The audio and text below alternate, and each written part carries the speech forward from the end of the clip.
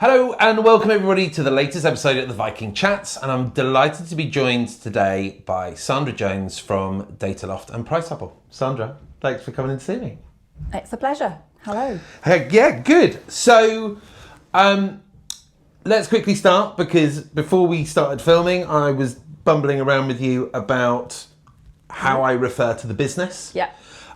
So tell us a little bit about Dataloft and obviously more recently under the acquisition of Pricehubble and what that's meant. So for anyone living under a rock in agency world, what is Dataloft? Dataloft is a team of people, or was a team of people, who analysed housing markets, local housing markets. It started out as a team that came out of Savills, the team that was writing reports on local markets. And then over the years, that was probably 2011, something like that. And then within the first 5 years, it was always really important to have data sets. So we were bringing in the land registry data, and then we were bringing in census data and all sorts of local data. And we started putting it in a platform just for our own purposes, because it made it easier for us to analyse markets, get there quickly, do the work that we were needing to do. Yeah. And most of the work then was publications. So white labelled publications for agents and for house builders, something like an investor guide or a local market report. So that's the origin of the business. Yeah. I came into the business in 2016. Yeah. The business was founded actually by someone called Harriet Black, who was Rory's sister. Right. She was in Savills. She brought a team out of Savills. She very sadly died in 2017. So I came into the business in 2016 at the time that she needed support. Right. So that was that's the backstory. Okay. Anyway, I didn't know that bit of it. So that's very sad. But it was she had a fabulous team, a fabulous business, and it needed holding together. But really interesting, because they'd obviously seen what that kind of data positioning had done for Savills. Exactly. And we're like, hold on a minute, other agents can do this. And that's, I think agents for quite a while now, if not a long time, have understood the value of data, but most are just befuddled about how they compile it, resource it, reference it, kind of make it digestible for people as well. How do you make that visual and interesting and find the story? That was the ethos for the business.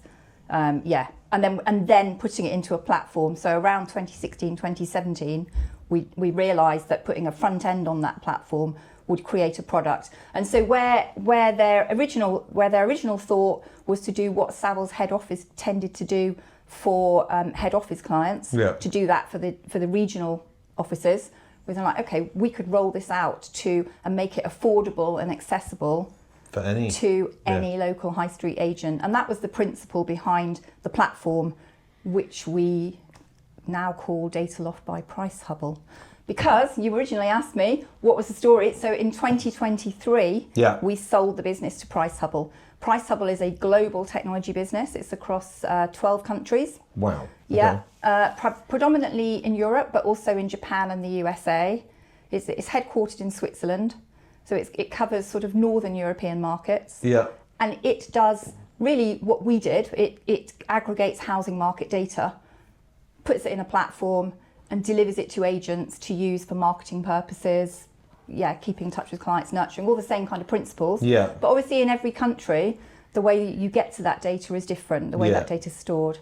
And then America is the most recent. So we were bought in 2023 by Pricehubble, and we are now actually entirely branded Pricehubble, but we've kept the product name is now for the estate agency platform is called Dataloft by Pricehubble. Perfect. Yeah. So that's still there. And what kind of volume of agents do you work with? What kind of volume of data are you kind of playing with? I mean, the volume of data is vast, almost infinite, actually. Because so the other bit of this Pricehubble story is they bought another company in the UK called Wenfresh. I don't know if that's a name that's familiar to you. Okay, so where Dataloft, our thing was understanding markets, local markets, trends. Wenfresh was all about the individual property data. So they have this enormous data Literally lake. never heard of them before. Right. It's unusual. So most of their client base is banks, insurance companies, and public sector, but a lot for the mortgage lenders. Yeah. So what they're doing is, say, pre-screening for mortgage loans. So is this? So they have the criteria for the lender. Is this a property? Looking at the property, is this one we're going to say no to because it's on the edge of a cliff and the cliff's receding? Let's say, well, that's a no. Or it's a definite yes because we don't have any issues with it. Or it's actually you probably want to just dig a bit deeper. It's probably okay, but go and have a look. Yeah. So they hold all the data that you could possibly need to look at to understand whether a property could be mortgaged, could be insured, or and various other purposes. But those are the two big ones. So yeah, and they take the they take the criteria from the lender. Yeah. And then just at scale Slice it into they can slice it. And then for things like when the lender has to do a book valuation at the end of every year of its loan book or its insurance book if it's an insurer, they have an AVM, so they can do a quick valuation on the whole portfolio. So so the point of that, I'm waffling here, I'm winding around. This is what we do, we chat, we waffle, we go where we go. So the point of that is it's like a perfect marriage because we were looking at markets. So we were holding data in order to understand how a market behaved. What the market is doing. They were holding data about in order the individual to understand property. the individual property. So now we've got the whole picture, which is brilliant. Yeah. And, more data, in theory, better. So you asked me what's the volume of data. I mean, it's obviously not infinite because that wouldn't make any sense, but it kind of is because even there are millions and millions of data points, and then you can just keep cutting and dicing it and aggregating it and doing different things with it. So yeah, it probably is infinite. And so, and within the platform, really, I think I'm right in saying one of the things you guys get really right is you convert this into quite visual representations. You've got quite a graphic driven. Yeah, so it's definitely in those, again, going back to the original Dataloft, design was a huge part of what that was about. So it was as you used the word digestible, and that's the word we use a lot. It was making data digestible. So we have still an amazing designer. I mean, she is so talented and she can bring data to life. And that's the phrase Rory always uses when he talks about the data. But I think it's really important because, like you said, just tons of data spreadsheets. I think, most agents, if they even pull that report out, they take one glance at it and kind of get overwhelmed and lost in this plethora of statistics. But I think trying to understand how you humanise it, like you said, how you make it relatable story, how you present it in a way that, from a consumer perspective, particularly, because fundamentally agents want to put this out in their marketing and etc. So I'm sure they draw insights on the business a bit, but I think from what I understand, they tend to leverage what you guys produce into authority.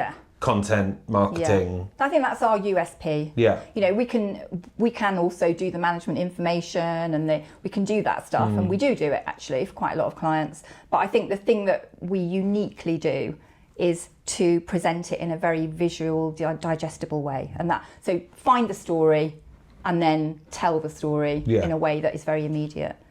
I also have a really good example of that actually. With my sister. Told me, and this is a few years ago, she said she'd had something through the door from an agent, and she said they normally go straight in the bin, and this one had caught her eye, and she'd stopped and read the whole thing, and it wasn't until she got to the end that she saw Dataloft at the end. So it was kind of really nice that independently she said it made her want to read it. It validated. Yeah. And that's what it's all about as well, right? I think that is that example of the flyer through the door, which so many agents still do. You've got to grab that person's attention between the vast majority of people picking it up off their doormat and heading for their recycling bin. Because let's be honest, like most people with the free commercial marketed stuff you get through your door, very few people will actually even give it a proper glance. They will literally kind of pick it up and be like, right, this is my mail, this is going in the bin. So those seconds, or even split seconds of, oh, hold on a minute, what's that? And that whole concept is accentuated with social media, because that's the attention economy, isn't it? Yeah. You know, you've got a moment to capture someone's attention and make them linger. So now we've obviously adapted, you know, well, several years ago, but all our content can go straight to websites, straight to Instagram, Facebook, whatever your social media channel is, can go at the click of a button, it can go straight onto those channels and do the same job, grab someone's attention, engagement. And so the market data that you get for agents, in terms of what they're actually doing transactionally, are you pulling that from CRMs? Is this something that agents need to, if you're not integrated with, create spreadsheets and upload it? How is that kind of happening? We're pulling data from land registry, we're pulling in EPCs, so all that data comes, but the really unique data set we have is our achieved rent data set. That's the one. So I guess when I got involved with Dataloft, that was the one that looked like it was missing. You know, no one had it. No one used to have it. We know the price is paid, but we don't know the rent's paid. And because we have a lot of client base that's an institutional client base looking at the rental market, it really mattered to get under the skin of to really understand, what rents are, and also who rents, who are renters. I mean, I remember doing work for Virgin Media in the early days, maybe around 2016, and the piece of work was, okay, where are we going to put fibre in the ground for, you know, to deliver, and they had just literally, they wanted to rule out anywhere with that was predominantly rental, because they thought, well, renters are really unreliable, they'll run off without paying us, they're not our kind of customer. And we were like, I think you really misunderstood. Literally who the renters opposite. are. Younger, tech savvy. Right. So then we were able to show, because in our rental data set, we have achieved rents, but we also have renter demographics. We also say, look at what renters earn, look at how old they are, look at what household they live in, look at, you know, really understand what jobs they're doing. Yeah. And you'll see that there's a whole spectrum, and they are your customers, and actually it did change their strategy. It's funny, isn't it? There's a lot of industries outside of directly being property related that kind of take that viewpoint. I've approached a few kind of energy utility supplier companies outside of obviously the ones that specialise in our sector. And again, it's really interesting because we gather a lot of, in Depository, we gather all the kind of meter reading data and we extract that from all the checkout reports. So that's really interesting. And we just, you know, closing bills continues to be a dilemma for agents. So we kind of explored that space in terms of, you know, there are the kind of concierge services out there like Just Move In, but we were kind of like, is there something a little bit more tech driven that's just a bit more reliable in terms of just getting bills closed accurately and efficiently? But it was really interesting reaching out, like through my network, I got introduced to some very senior people at a handful of major energy companies. But yeah, the general response was like, yeah, we're not really interested in the rental sector. And I was like, you're not interested in 4.4 million homes? It's like, that seems a bizarre stance to take. Yeah. But it's been quite a hard rhetoric to kind of get past. I mean, I keep every few months going back and wanting to pick that conversation up, and it is like pushing a boulder up a hill. Yeah, I mean, actually, going back to the Wenfresh side of the Pricehubble business, they also have a lot of energy company clients or utility company clients, and what they're doing for them is chasing down bad debts or alerting them to, you know, this house is on the market, these people will be moving, just, you know, heads up, keep an eye on it because you're going to have a closing bill. So yeah, that's another use of the data. Interesting, because I did read an article a week or two ago that talked about the level of unpaid debt in household utilities, and it is shocking, staggering. It is, and it's actually it's a really nice way to get a client because you will immediately be able to show a return on investment, so what they pay you, because they know they're going to earn more than they're going to pay you. Well, I mean, something we always thought as well, I mean, like I said, we're talking to the energy companies, but something I was quite interested in our data sets is EPCs, I always find they're a bit, there's quite a variation for how accurate and effective those reports are, depending on the building and the assessor and you know, multiple other things. But you know, what I find fascinating is meter reading data fundamentally tells you the energy efficiency of a property, right? Particularly if you know how many people are living there.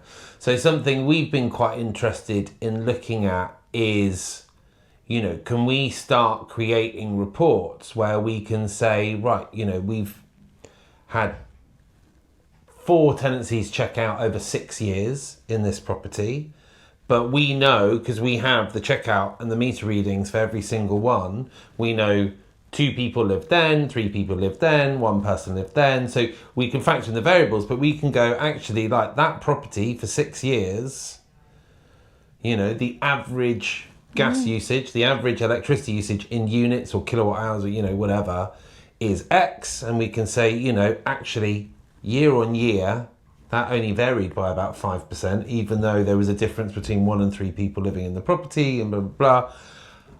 And I wonder how that data would compare, for example, for that property, what the energy performance estimates, the kind of usage and living costs would be. Because I think it's really interesting. You know, EPCs.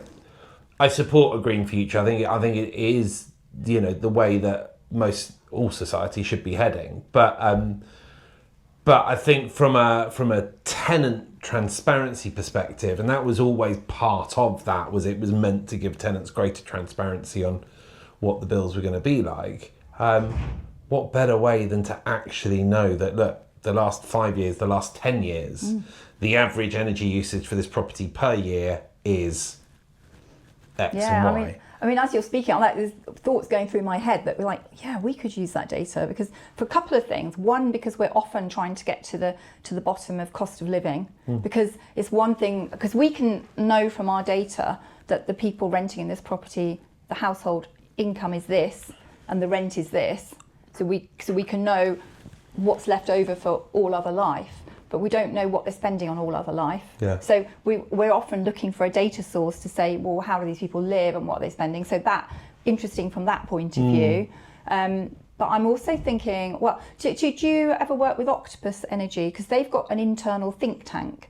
Interesting. Yeah. So they are one of the larger energy companies that we had kind of been. Okay. So they are also delivering housing, net zero housing. Yes. So because they're in this kind of partnership. Are they doing it directly? I thought it was kind of a partnership. Yeah, you might be right on that. But so wearing my institutional sector hat, we've got a conversation with them. But they have this internal think tank where they are analysing energy uses and energy sources, and really interesting data and really interesting stuff. But it might be worth you having a conversation with them. I mean, I think you know, we've got that. Obviously, the major inventory software companies is obviously the other obvious one for that. You know, your inventory base, inventory hive, no letting goes. All those sorts of guys, because that's fundamentally as depository. That's where we're pulling that data from.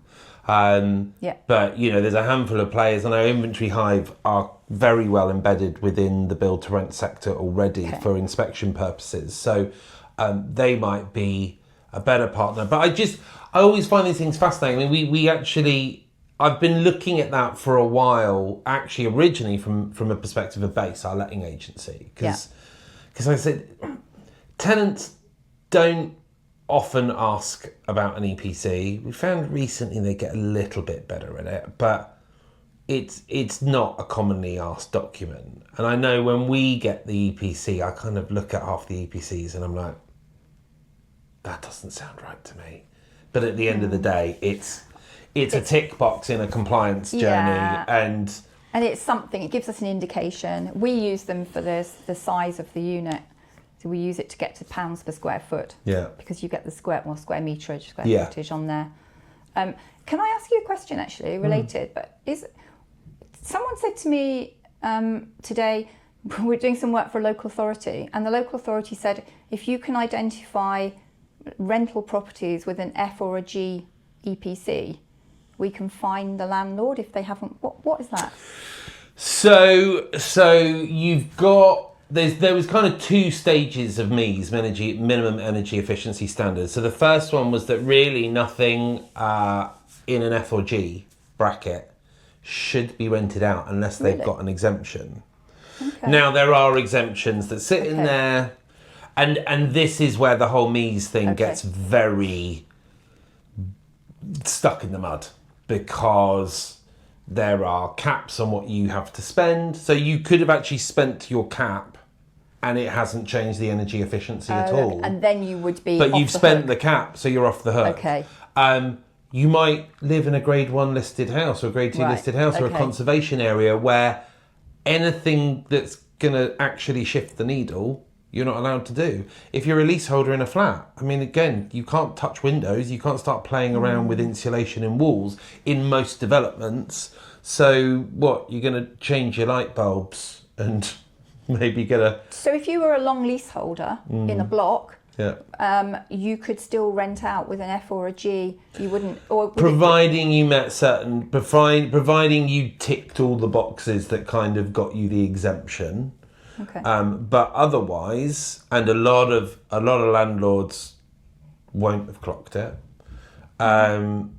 If they haven't ticked those boxes and they are still renting those properties out, then yes, they would be open to a fine. And then, so the next MEES target is 2030. Yeah. Now that is meant to be bringing that up to a C. So anything below a C, so D and lower, will fall into that same exclusion, but with the same caveats.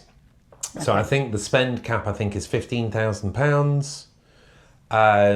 But there are so many variables, because again, it comes into, £15,000, but you might not be able to spend £15,000. Like I said, if you're in a block of flats, there's not a lot architecturally you will be allowed to do to that property.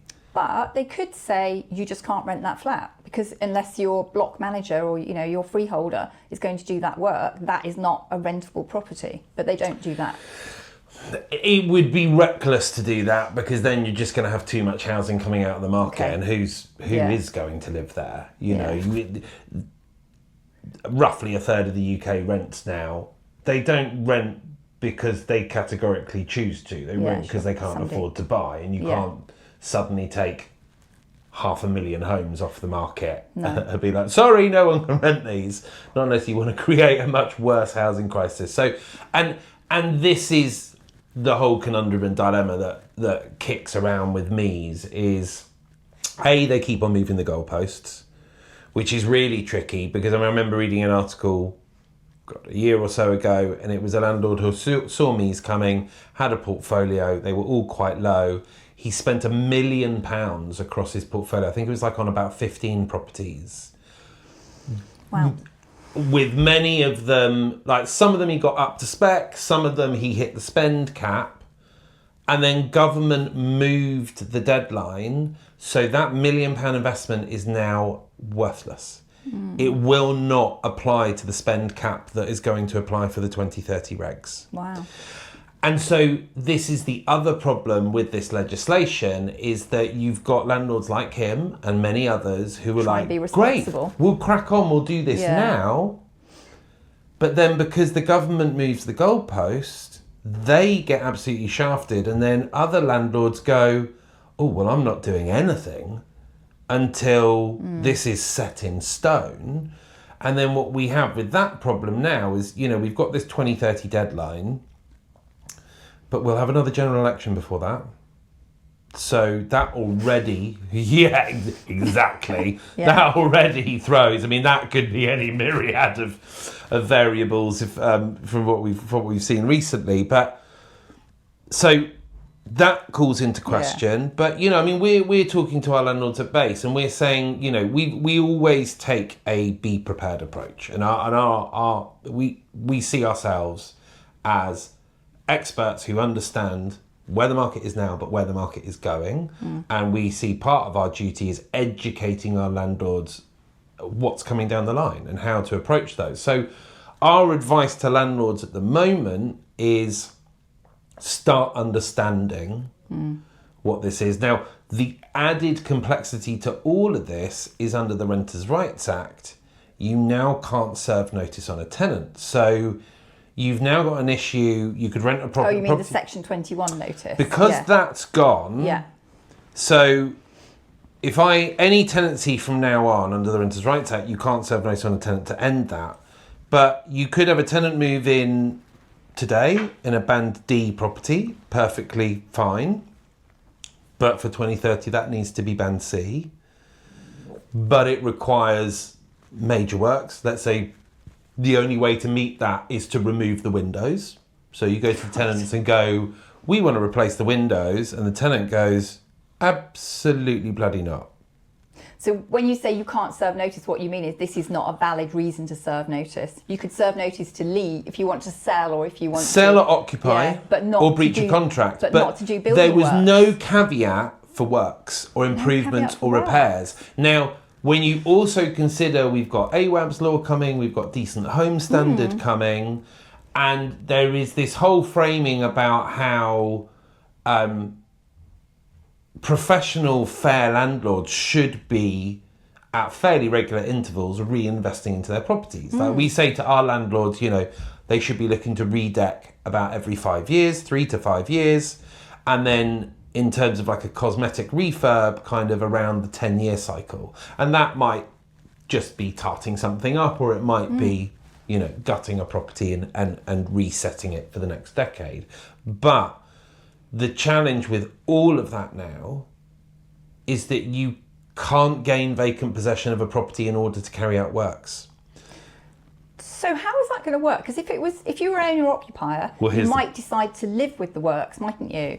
But if you're a renter, so can the landlord say, I can't ask you to leave, but I can tell you I'm coming in to do these works? No, because it is their home, it is their right of access. So, I mean, in theory, you've got things like this now. So like if a gas safety certificate expires, for example, and you've got a tenant who, for whatever reason, will not allow anyone to enter the property, which is their right, as long as you document it to prove that you have made every reasonable effort, right, and you have educated the tenant on why this is important, etc., etc., in theory, you're okay. Right. But again, gas safety, it's not just the gas safety. That is tied into other pieces of legislation, though. It is tied into property licenses. That is tied into other notices and legitimacy. So you now get into this really complicated space of, in theory, that's okay. But then a tenant could probably kick up a fuss and be like, oh, this notice I have received is invalid because the gas safety is invalid. And you might have to wait 6 to 12 months to get in front of a judge to be like, well, yes, it is invalid, but here are 20 emails where we have attempted to gain access and the tenant has categorically said, you set foot in my property, I'm calling the police. But then, so it's getting very messy. And this, there was a lot of discussion of this. And I think, it was obviously, renters reform before it became renters' rights. And there was a lot of discussion about this, and there was always going to be an element of suck it and see, because they were changing so much. They were never going to figure out all the nuances and deliver it as this beautifully nuanced piece of legislation, because, I mean, my God, it took them 2 years, between the two governments, 2 years to get where they did. We'd still be there in 2 decades. But one of the things I found fascinating and concerning, that there is, and rightly so, this huge focus about standard of living, quality of property, and you've got HHSRS, God, such a mouthful that we had, a year or two ago, which really trickles more down from block management and freeholder, but a lot of that infringes onto leaseholder and landlord. Okay, I don't even know what that is. So it's basically the health and safety of the more communal parts of buildings. Okay. And it brought in legislation where basically, but it also, as a landlord, let's say I go to inspect a flat in a block of flats, and I notice a trip hazard. I am not off the hook to go, oh, well, that is freeholder block management, not my problem. it is my responsibility Right. as that landlord's property manager to now flag that issue, make sure the landlord is aware of it, our landlord, the leaseholder or share freeholder, whatever, and then escalate it to the freeholder and block management to deal with. But it frames stuff whereby you're not off the hook as a landlord. Like if you're inspecting your properties, you are responsible for ensuring that your access to and from the property is safe and well maintained. That, Okay. yeah, and you also get into these grey areas on leases of, you know, the demise between a hallway and the entrance to a flat. Who does the door belong to? Yeah. So who's responsible for making sure that is suitably fire resistant? safety, yeah. Or, you know, whatever. So you had that come in, and then obviously, you know, in social you've already got AWABs. I think we're due to get AWABs in 2028 and then Decent Home Standard in 2030. Why they're so delayed, I don't know. But you're getting more and more entrenched and detailed legislation around the condition of a property and therefore the safety and health of a resident. But the Renters' Rights Act takes away the ability for a landlord to say, guys, I'm really sorry, but I need to do X, Y, Z. I need to invest £20,000 on the property, and I just cannot do that with you in situ. So I'm I'll serve you a Section 21. Here's 2 months' notice. But you can't do that anymore. You can't do that anymore. We don't know how that's going to play out. So it's going to have to play out with tenants. You're going to have to approach tenants and be like, look, guys, we need to do, you know, we want / need to do a bunch of works. But look, for most tenants, if it's nothing too major, they will usually accommodate. Or you can juggle it and be like, right, you know, you're going on holiday in 2 months' time. Let's do it when you're away. But I need an email from you now, because it's required now, saying you cannot come in now, but you can come in then. But if you have a tenant who, you know, turns around and goes, no, you can't come in, you can't come and fix that, you can't come and do that, you then get into this really increasingly complex space of, well, if we're not allowed to do anything, but you will need to constantly document the fact. Yeah. And I don't think you'll get away with being, oh, the tenant said no, that's it. I think you will need to show that on a fairly regular basis, but not too often, because you can't be seen to harass a tenant. So, I don't know, is that monthly? Is that quarterly that you go back to a tenant and go, just checking in, can we come and do these works, please? Yeah. You know, and also for a tenant, you know, if it is major works, I mean, if you're paying rent, do you want to live on a building site for a month? But then at the same time, if the landlord's investing, is it fair to expect, you know, to go back to them and go, well, I want a month's free rent whilst I live on a building site? Yeah, but hold on. They're also reinvesting into the property, so you're going to have a better property afterwards. Yeah. Which is another reason why a tenant might prefer you don't do the work, because they don't want the rent to go up. But that's another part of the conversation. Yeah. So it's all an unknown landscape. So look, what we haven't talked about today, your journey. So you said you joined Pricehubble 2016? Yeah. So were you in property before that, or were you in? Yeah, you were. No, straight out of university, Kristjan. I mean, but look, I've spoken to people who were a copper, and then all of a sudden, you know. So I worked in commercial property. So I worked my very first job out of university was CBRE, but it was literally a summer job for 8 weeks, walking the streets of London, putting dots on maps. They gave me maps for the whole of London, and I had to walk every street and find all the office developments and see what progress, talk to the guys on site, find out how they're getting on, when they're going to finish, have there been any issues, and just literally collecting data on office developments. On foot, just wandering around. Yeah, and it was brilliant, because I always say that's like I did the knowledge, because I know central London like the back of my hand, because I walked every street. But yeah, so then I worked in the city for 10 years. In a property consultancy, sort of investment agency, property consultancy. Still more commercial or resi or blended? Office. No. Central London offices. Only ever city and central London offices for the first part of my career. And then I did that for the first part. Then, so I worked at CBRE. Then I worked at a small investment agency called Baker Harris Saunders, which is in the City of London. Then I went with Baker and Harris. We set up a company called BH2. Really, they set it up, but I went with them. And I had equity stake in that company. So that was, but my role was always market analysis. So it was always presenting on the market. Where's the market going? But at that time it was presenting. So you've always been in that kind of data wheelhouse? No, always in that understanding markets wheelhouse, yeah. But for then it was understanding demand for office property. So the economy, the office economy. Always the office economy. And that's why I'm much closer to institutional investors, because they were the people who owned the office buildings. Yeah. So yeah. Because that's the thing, commercial is so different. The commercial landscape. It is, although now that you get commercial investors in residential, then it's a bit more of a crossover. Yeah. So then I worked in an economics consultancy called Ramidus for a period.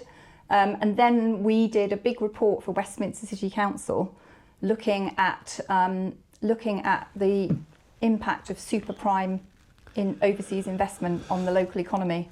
So that was kind of my crossover point. It was like they were wanting to understand, people are saying that overseas investors are damaging our local economy and damaging our communities, and they're leaving properties vacant. How true is this? What's going on? So we did this huge report for Westminster. It was really interesting. And that was kind of my route into residential. It's kind of my crossover point. So I got interested in residential. Then I got introduced by someone to Harriet, who needed some support running Dataloft, and then sadly, and the rest is history. The rest is history. Yeah. So my background, I was a chartered surveyor. I did valuations and rent reviews for a period just to get the you've been letters. A proper property professional your entire career. I don't know about that. There's not a lot of people. A lot of the people who sat in that chair who work in property have fallen into it. I trained as an actor and then hated it and didn't want to go back to uni, and I fell into saw a neg job advertised in a local recruitment window. When recruitment companies still used to have shop windows and put things up.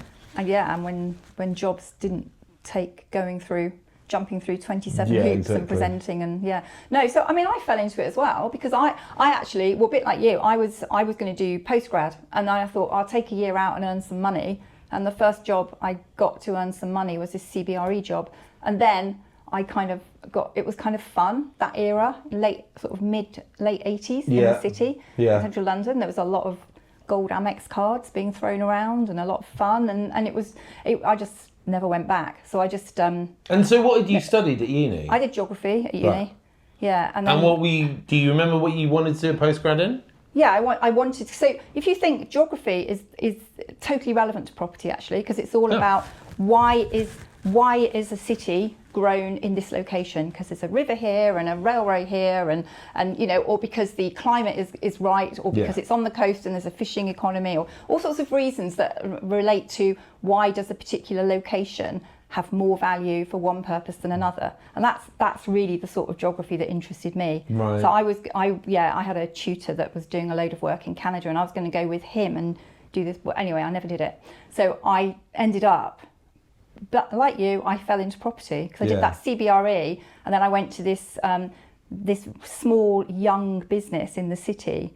They were so proud of the fact that nobody was older than 34 in the whole business. That was just their must have been unheard of. In that kind of, in the city it was. It was a very formal world, because they were like the young, young upstarts. So that I did fall into it, and then but my perspective on it was always understanding where the value came from and the market. So that's sort of more human geography, really. It's like, what is it about makes this city work? What makes people want to be here? What kind of jobs are people doing? Well, how are they living? Where are they spending their leisure time? All of that is geography, urban geography.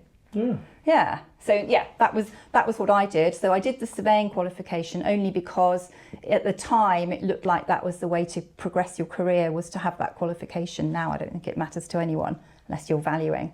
But then that was what you needed to become a partner, and so from that to the small startup that we did with the Baker and Harris, the BH2. Did that. I only did that for 3 years because I had children, and I just wanted more flexibility. So then I worked for myself. Did you keep working after you had kids, or did you take a bit of a career break? No, I didn't take a break. I did the first that startup was literally, the day I gave birth.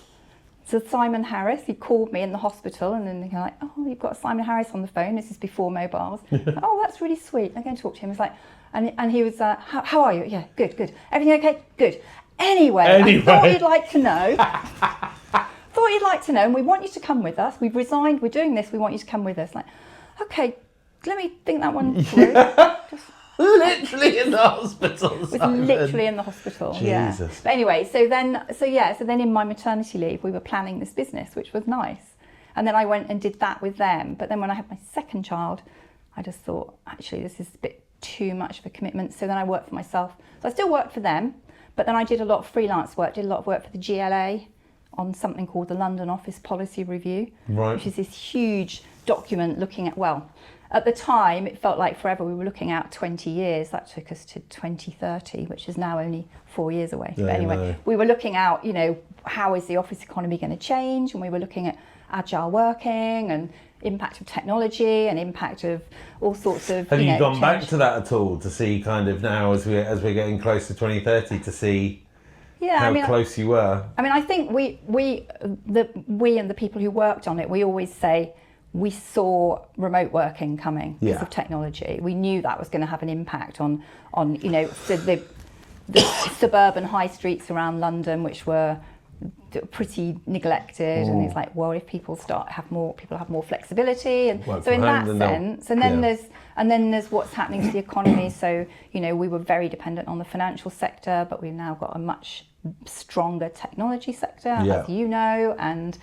In some of those big themes, I think we sort of saw them coming down the tracks. There's an awful lot of black swans, though. We didn't see COVID.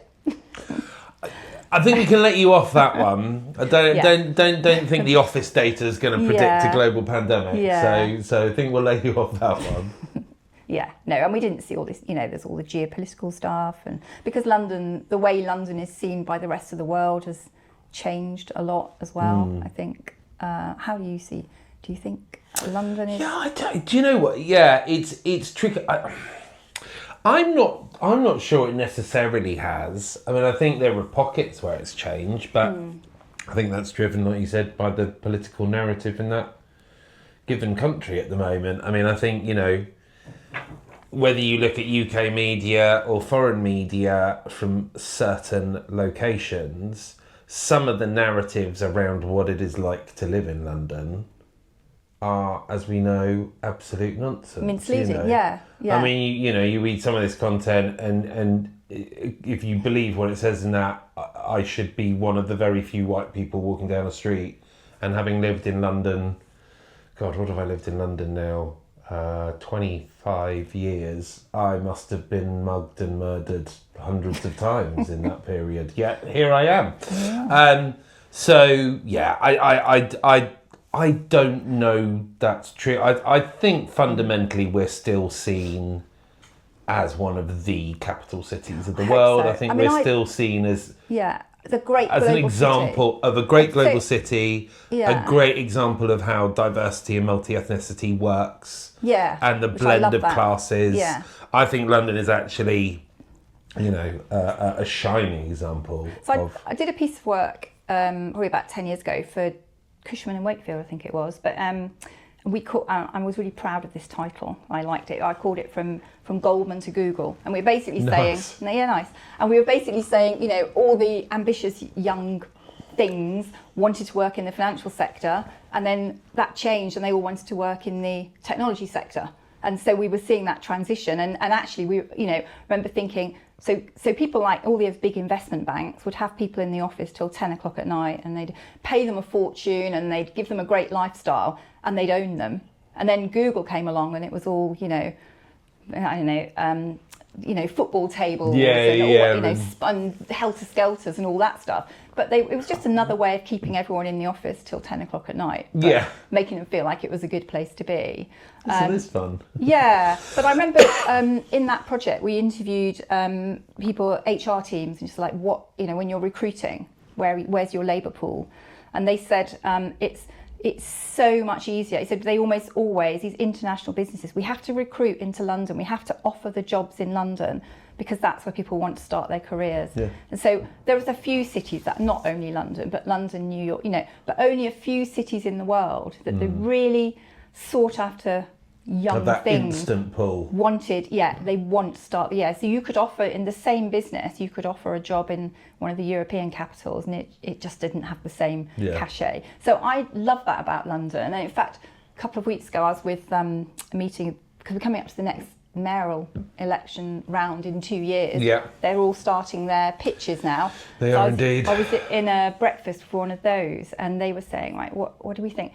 London, we really feel good about London. London is a great global city, but there are buts, and we have to address the buts, and that's how we feel about it. And I think that, I think you look at, I mean, that's part of society, right? We're constantly evolving and moving, and you've got to, and London's done it before. I mean, I remember talking to a family friend who talked about London in the kind of more early 1980s, kind of around the recession time. But they were saying that just before, around the recession time, housing in London had become insanely expensive versus income. And there was starting to be a bit of a dirge of young people in London wanting to start a career because the reality of having a home was difficult. And then they kind of just manipulated the market to bring prices down, or maybe the recession did that for them. But there was an adjustment in price, and then that kind of adjusted that. I think all cities have got things that they've got to deal with. I think London is always going to have certain challenges. The fact that it's not a single city that has grown, it is 30 villages that have over a couple of 100 years have kind of grown and merged and figured it out. But I think, look, cost of housing, I mean, cost of living at the moment is a huge focus for everyone, but I think cost of housing is definitely, up there in terms of one of the greatest detractors from London as far as young people. And for me, I think you always have to have a focus on the younger generations in London, because I think if you get that bit right, everything else kind of takes care of itself. But if we end up having this kind of vacuum of creative, business-minded young people, then we start to lose what London has kind of established itself as around the world. So there's definitely challenges ahead. But again, we're seeing them, again, a lot of those are global. A lot of these narratives are they are. You're universal. right, they are. Yes, every major city, every successful city in the world has a housing crisis, actually. It really does. But we look a lot at the affordability in the rental stuff. We're always looking at, what do renters earn and what are they paying as a proportion of their rent. And actually, we've got this affordability tracker that we do, and the line is really steep. It's tight. And it is hitting a ceiling. It is, and I think that's why we're seeing. And when you combine that with property price as well, property prices in London for the last, prices in London have generally held the last 10, 12, 13 years. They haven't massively adjusted. But from that, since that period, for the vast majority of normal young people, buying a home is completely out of financial reach, unless they're getting a huge inheritance or they happen to get a phenomenal job or something unusual like the lottery. But for most people, that's just not a reality. And I think with that, and I think there's a lot of dialogue around this now, the disenfranchisement of younger people within the workplace. I've read some really interesting articles that look at the psychology of what motivates people within the workplace. And one of the key motivators is kind of achieving your life goals. And a lot of that comes back to traditional things like, do I own my home? Oh, really? And, if people feel that goal is fundamentally unachievable to them, But do you think that is still? I mean, I know it is for a lot of people. I know a lot of people. I know, owning a home is security and nesting and all those things. But I do think there's a social change, don't you? That there are people renting longer, out of think choice, the more stigma mobility. of renting has gone. That's definitely gone. I think the stigma of renting has gone, but I think if you genuinely took pretty much every renter in London and said to them, if you could choose and there was zero cost implication to you between the difference, if you could, without having to find £100,000 for a deposit, if you could own and be paying that money off on a mortgage or paying rent, what would you prefer? I think 95% of those people would say, yeah, I'd absolutely prefer to be paying off a mortgage. I'm not sure. So, okay, 95%, I don't know, maybe it's 80%. I think there's definitely a cohort of people who want to live a more mobile, fluid life, who want to be able to work remotely, go overseas. For a period of their life. Yeah, absolutely. But that period's got longer. Whereas it used to be, I need to own by the time I'm 25. Now I think it's 10 years later. Absolutely. I don't think, I agree with you. I don't think people are so much in a rush anymore. Just like, most people aren't in a rush to have kids either anymore. All of these things have been pushed. And I think part of that, again, is societal and economic pressures of the reality of that. But also, people opportunities, and also people just accepting the fact that, exploring and enjoying and experiencing life before they take on more substantial commitments. Especially because we've probably added 10 years onto life at the end anyway, so we've just kind of shifted the whole thing. Look, I'm a perfect example of someone who's chosen to rent. I've rented in London since 1998. I still rent to this day.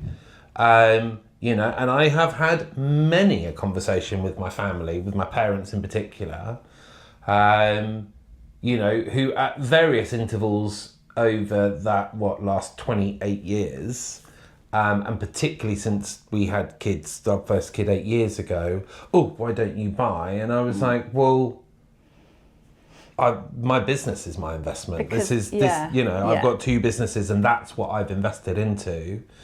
And renting gave me the ability to do that because it gave me that capital to put into the business rather than put that down as a deposit. And I actually think that is more, and I know it's not all, not everyone has that opportunity to make those choices, but now you get an awful lot more startups, entrepreneurs, people wanting to work for themselves, and they do want maybe to use that capital rather than, straight into buying a car and getting a mortgage. They want to use it to have the flexibility. And look, I think there is careers. that ban, but I think the median salary in London now is, about 42. Yeah, that sounds it's somewhere about that. But, if you look at on 42,000, you're going to have very little disposable income on that, particularly with rent and everything else. And in terms of buying a property in London, if you can borrow 4 times your income, you're at 160 grand. Even if you go 5 times, it's not at 200 grand. Yeah. Short of buying a hellhole studio ex-council flat in the arse end of nowhere. Well, you can buy a shared ownership. You could, or if you've got got 2 incomes, then that shared ownership gives me shivers, and Help to Buy, and all these kind of mechanics That's a different thing. I think shared ownership as a concept ought to work. It ought to make a lot of sense. It should do. The service charge is the problem. Yeah, it should do. I don't think they're particularly ethically structured. If I'm honest, a lot of them I don't think. I feel like a lot of those shared ownership schemes have been structured in a way that allowed developers to kind of achieve some capital, but it is still very one-sided in terms of how those leases are structured. I know a lot of people who found it very hard to get out of shared ownership. That is selling it on is very difficult. A lot of the schemes don't allow you to ladder. Okay, well they should. There's a lot that do. So if it's done well, they allow you to ladder. Yeah, but this is business 101, right? There are all those slightly predatory operating models in there, but you go to a Peabody or someone like that, they will do it properly. Yeah. There are ethical suppliers out there, but I know a lot of people who've got stung. Okay. Mind you, people got stung buying new build homes with cladding. Yes. I mean, that's all flats with cladding, yeah. Yeah. Yeah. So look, we are pretty much time up, but one thing we haven't touched on, and we kind of touched on a point relevant to it early on, and this actually talking about a lot of the complexities that the Renters' Rights Act has brought to the rental market. You mentioned earlier that you guys secure genuine rents. Yeah. Achieved rents. Yes.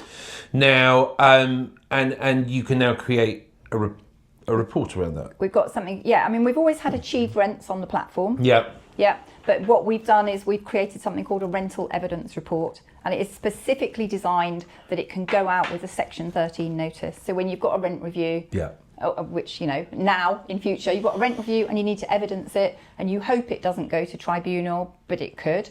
But if you present evidence at the time that you're proposing a new rent, Yeah. you would hope that would discourage people from feeling that they need it to go to challenge it. So yeah, we've created a report that uses the achieved rents so you can put in your put in the postcode of the property, maybe ask for a radius, so you might say half-mile radius, and it will pull back actual evidence from achieved rents in that half-mile radius, and then you can see if you've got enough evidence, and if you have, there you go, and then it will benchmark it against what is your proposed rent. It will benchmark what the market's done for a one-bed property in that one-bed flat in that location against the rent you're proposing, so you can see if the rent, it looks in the right ballpark. Yeah. So as you touched on, so for those who aren't letting agents, or for landlords who aren't buffs and fully up to speed with everything in the Renters' Rights Act,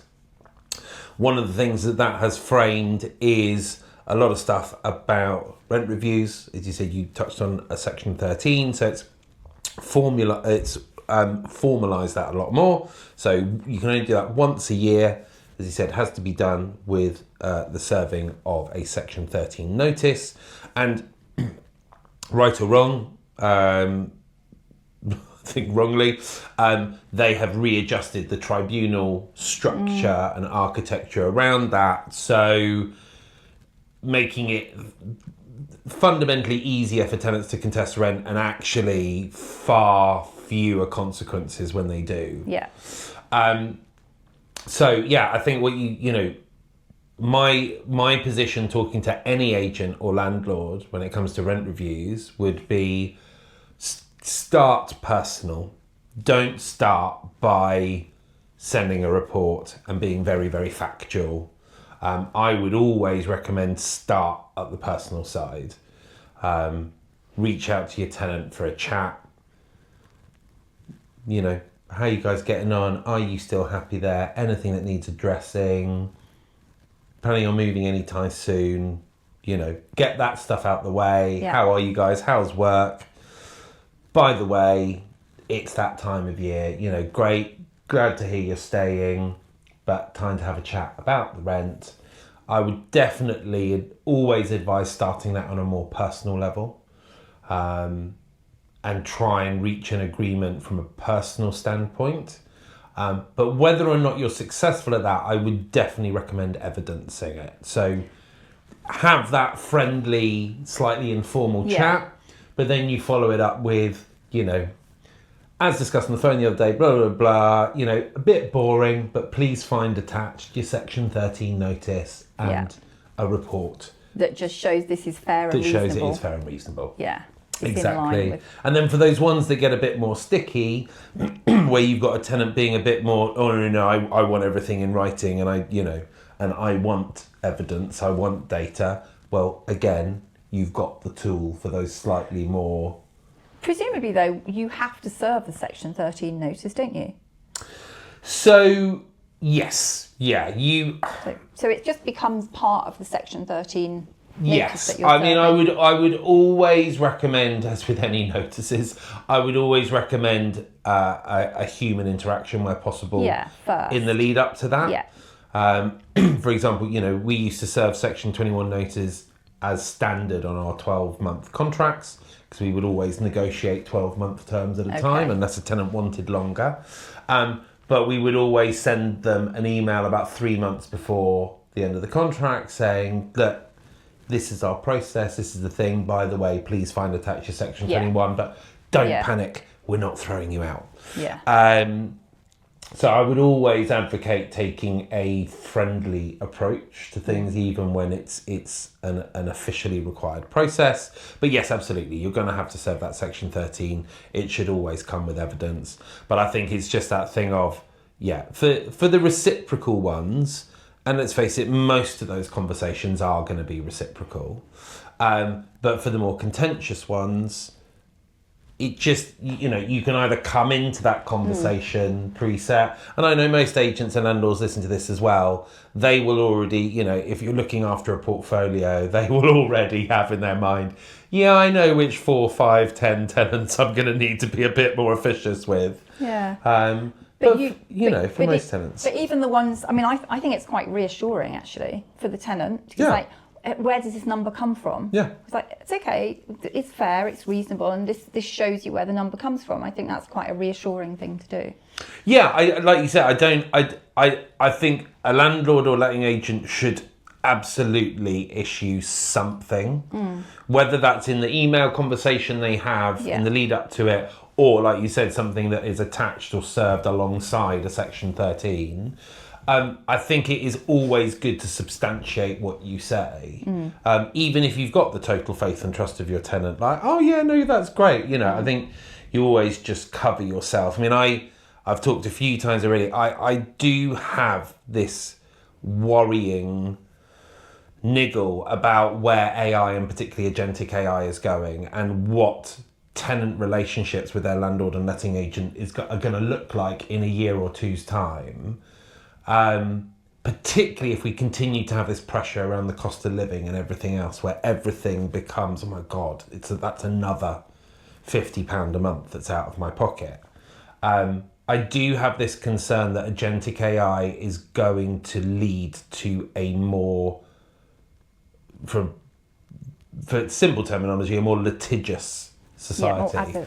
Because tenants and consumers, I don't think this isn't unique to property. Consumers won't need to know the rights and protections that are in place for them anymore, because in theory they will have this supercomputer in their pocket that goes, by the way, they can't do that, or they're not allowed to do that, or when they do that, you can actually just do this and it'll cost you 50 quid and it might delay that for 6 to 12 months, or you can contest the deposit deductions, and worst case scenario, you're going to pay what they've proposed or what you've agreed to pay anyway, but you might not have to pay anything.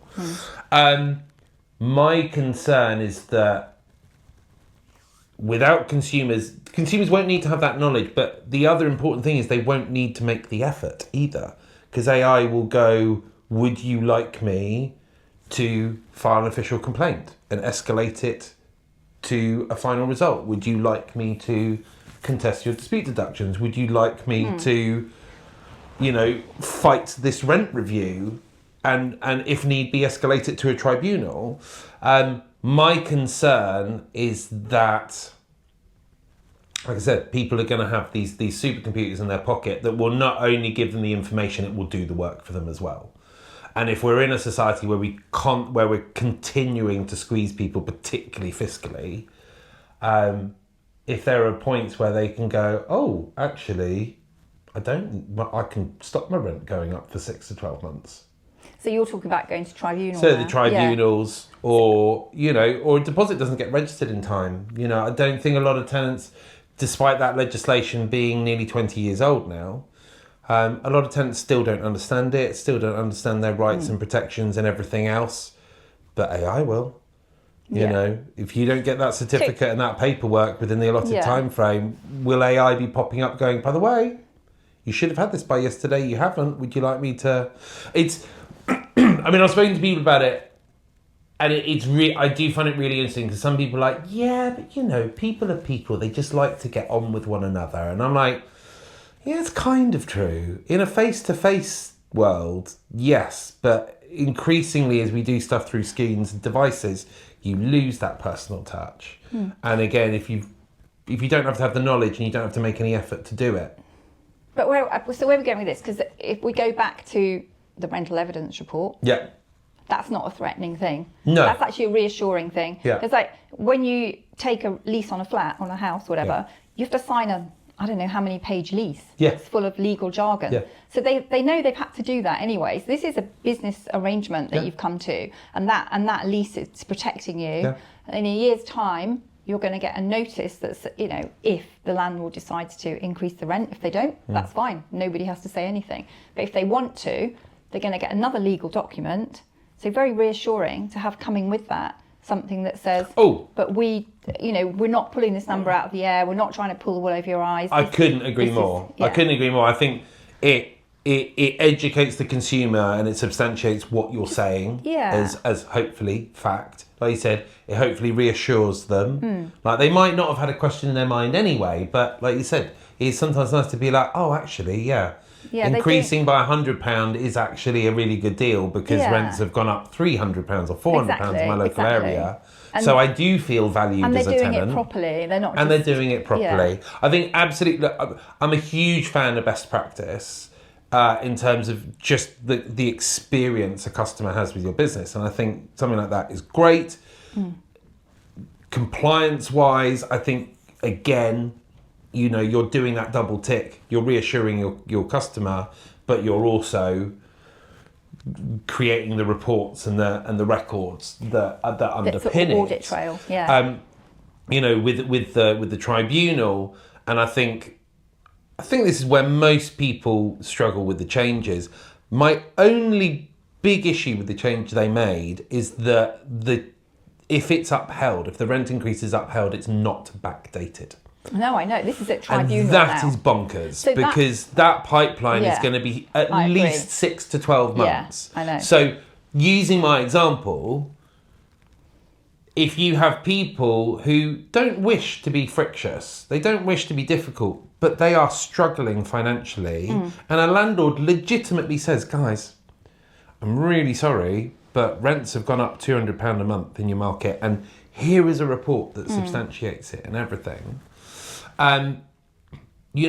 My concern is it might be fair, it might be reasonable, but in the current framework of how the RRA has been legislated, is that AI could go, you can contest this, right? Yeah, there's no downside to contesting it. And it will cost you, I think it's 50 quid or 60 quid, £47, which if your landlord's asking for anything or more a month. A month, and it instantly freezes it. Yeah. And you don't get backdated. You can't get in front of a judge in a year and the judge goes, the previous framework I thought was very fair because it backdated, but also it penalised tenants who contested rents that had been clearly demonstrated to be fair. And there were actually examples where the judge, or the is it a judge on a tribunal? I think it's a judge. Judges, aren't they? It is a judge.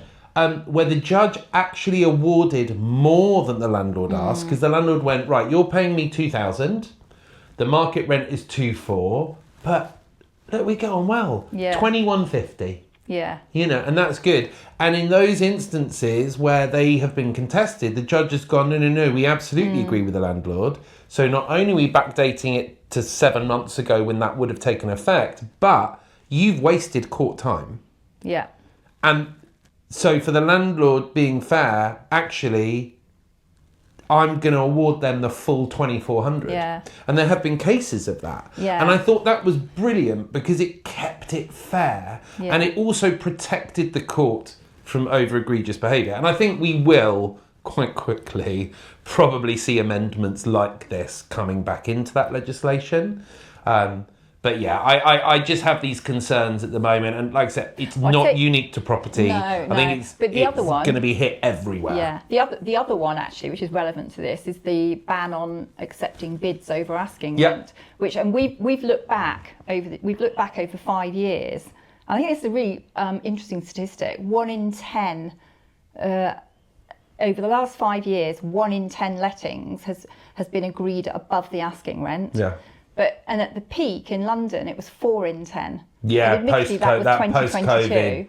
But rush, but 1 in 10. bonkers. But even on average, 1 in 10 have been agreed above the asking rent. So we're saying that that you'll have to pitch the rent above the market rent just to be sure that you're capturing that. Well, see, this is the thing, and we're having that complex discussion. So that makes the evidence really much more difficult, which is the other reason why asking rents are going which to again was something, you know, use. I saw and I personally fed back to government multiple times, was again the way they framed all this. But then it was like, okay, but you're basically forcing agents and landlords to overprice properties because it's a top down. Yeah. But then you're creating a false impression in the market of where rents are. Yeah. Like, if everyone tomorrow puts their rents up 10%, but they're still getting the same rent. I know. The market hasn't shifted, but what Rightmove and Zoopla and on the market tells you is that rents have gone up 10%. I saw a post. And then you use that data to justify your rent increase to 10%, right. but no one's paying that rent. I saw this post on Instagram just like a week ago, and it was from somebody who was acting wanting to act in the best interest of renters, and it said, "Hey renters, you all need to know this. From the 1st of May, the agents can no longer force you into a bidding war. From then on, the advertised rent is the rent you'll pay." And I was thinking, that's really bad advice, isn't it? Because the advertised rent is probably almost certainly going to have to be above the rent you need to pay. Yeah. So that was someone you're still in a bidding war, right? I mean, this is the madness, right? When you try to protect a consumer from natural market conditions, is you create this really clumsy mechanic, and you'll know better than most. Like, property valuation is so nuanced. Like, the spec, the finish, the size when it was last refurbished, and blah blah blah. You know, there's so many tiny variables that can impact not just from a sales point of view, but from a rental point of view. You know, I mean, I've seen people go into new build developments and they will see two identical flats 2 floors apart, but one landlord's gone in and bought the cheapest furniture they can buy, and the other landlord's gone in and spent 20 grand furnishing their flat, and it looks amazing, and they get 10% more rent because materially it's not part of the property, but the experience of living there is substantially different. And yeah, this is the nuance, but we stumbled over that one much longer than I thought we would, to be honest. But it's keep going forever. It's I don't know. It's a really fascinating time at the moment. There's so much happening with data and tech and legislation and society. There's a really interesting melting pot. But I've absolutely loved our chat today. Thank you. It's been fun. So, guys, hopefully you've enjoyed what we talked about today. If you want to find out more about what was the report called? Rental Evidence Report. The Rental Evidence Report, and also what Dataloft and Pricehubble do around data and how you can leverage your own but also local market data within your socials, your marketing, content, be seen as the expert in your area. Reach out to Sandra, reach out to the company directly, find out a bit more. But otherwise, thanks for listening, watching, however you're taking this in. See you soon. Bye. Bye.